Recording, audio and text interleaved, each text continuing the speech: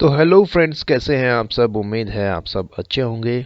यहाँ पर हम कंप्लीटली एक्सेल को सिखा रहे हैं कि किस तरह एक्सेल काम करता है, क्या क्या फंक्शंस हैं और ये होम टैब रिबन क्या होते हैं, कैसे काम करते हैं, सब कुछ बिल्कुल स्क्रैच से।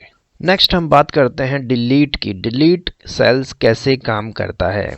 लेट्स सपोज हम ये चार जो हमारे टोटल हैं, जो हमारे लास्ट 4 स्टूडेंट थे, रवि, मिश्रा, प्रभजोत, विश्वजीत, इन चारों के टोटल में कुछ गड़बड़ है और हम चाहते हैं इनके टोटल को डिलीट करना। तो एक ऑप्शन सीधा सा यहाँ पर इस सेल को सिलेक्ट करके और डिलीट बटन हम दबा सकते हैं, वो भी है। दूसरा है कि हम यहाँ पर इन सेल्स को सिलेक्ट करके शिफ्ट सेल लेफ्ट ओके कर देंगे।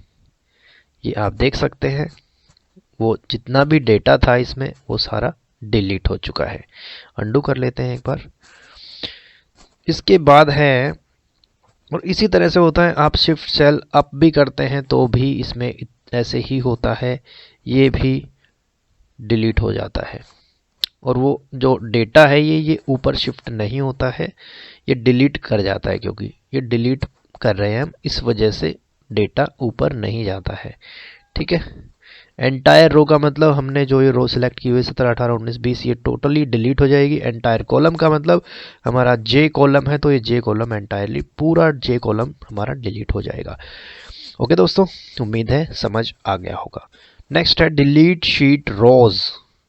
इसका क्या मतलब है। इसका मतलब है कि जब हम इसको क्लिक कर देते हैं तो हमारी रोज हैं, वो रोज जितनी भी थी वो सारी डिलीट हो जाती हैं। तो रोज़ को भी हम नॉर्मली कैसे करते हैं, मान लो 16 से 20 तक की हमने ये जो डेटा है हमारा डिलीट करना है, तो हम इस रोज़ को सिलेक्ट करके सीधा डिलीट बटन प्रेस कर देते हैं, तो ये हमारी रोज़ डिलीट हो जाती हैं। और सबसे फास्ट तरीका यही है। हमें यहाँ पर एक ऑप्शन दिया गया है, हम इनमें से भी कर सकते हैं। ठीक है। कोई अगर लाइक ना करता हो इस तरह से करना, तो यहाँ जाकर भी कर सकता है।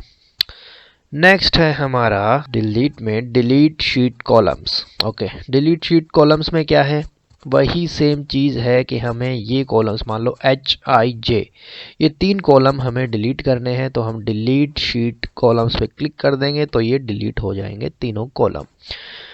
अंडू कर देते हैं, वापस आ जाते हैं इसी पे। डिलीट शीट का मतलब क्या है कि जिस शीट पर हम काम कर रहे हैं वो एंटायरली डिलीट हो जाएगी, और हमने अगर इसको डिलीट कर दिया तो हमें दोबारा से वो शीट लेके आनी पड़ेगी पीछे इसका रिसाइकल बिन में जाकर।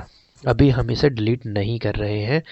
हाँ, एक चीज़ आपको पता लग ही गया होगा कि शीट और वर्कबुक में क्या फ़र्क है। शीट जो यहाँ पर हम काम करते हैं, जो फ़र्क होता है एक बुक में, किताब में, और शीट में, मतलब किताब के पन्नों में, यहाँ पर शीट लिखा हुआ है तो आप इसको मान लें कि ये एक किताब का पन्ना है।